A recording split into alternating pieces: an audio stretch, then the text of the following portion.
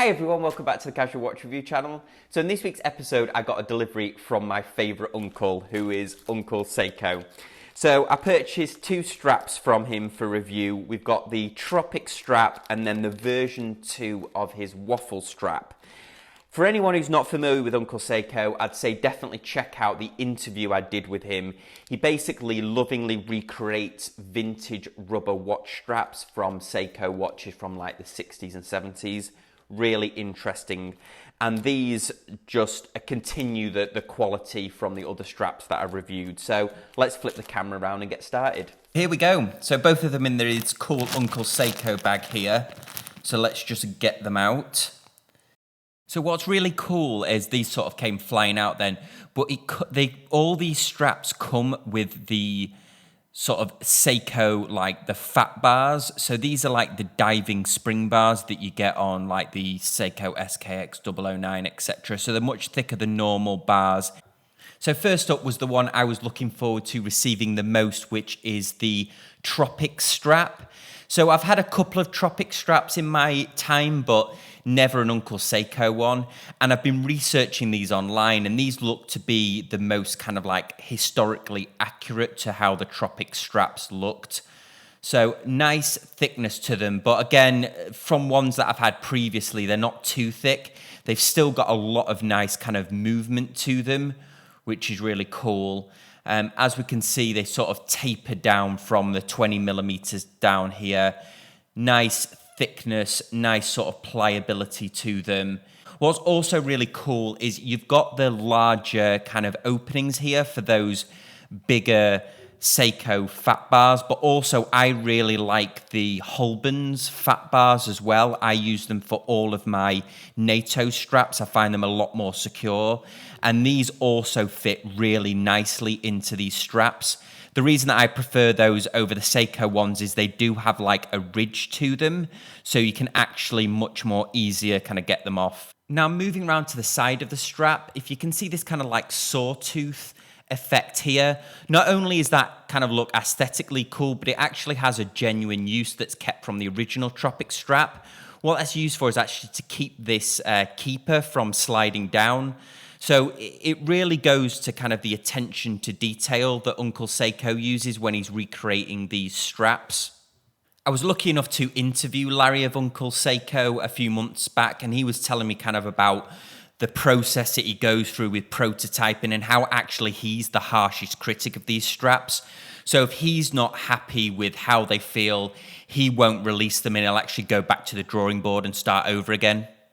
I'm always impressed with these buckles as well, so he actually signs the ends of these buckles.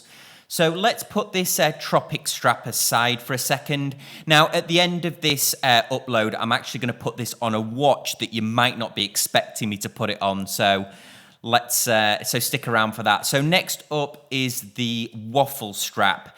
Now, this is kind of like the Mark II version of the Waffle strap. Now, I wasn't sure what Larry meant by that. I was a big fan of the Mark I strap, but as soon as I kind of got it out of the packet, I could feel straight away what the differences were. So I think he's actually using like a different rubber compound, or I'm guessing it's some kind of silicone compound here. And this feels a lot softer, even though the original one had like a really nice feel to it as well. Now, I actually asked Larry when I interviewed him what he uses for his compound for this, and he wouldn't tell me. He says it's a trade secret, so I guess that really adds to the mystery as well. I really like the look of these Waffle straps. As soon as you see them, they've got that really nice kind of like vintage aesthetic to them. So you really have to feel one of these to kind of understand it. It's kind of like not really like any kind of rubber strap or any dive strap I've ever felt before. It's kind of like supple so that it feels comfortable, but also has like the sturdiness so that you can get this kind of like molding into it.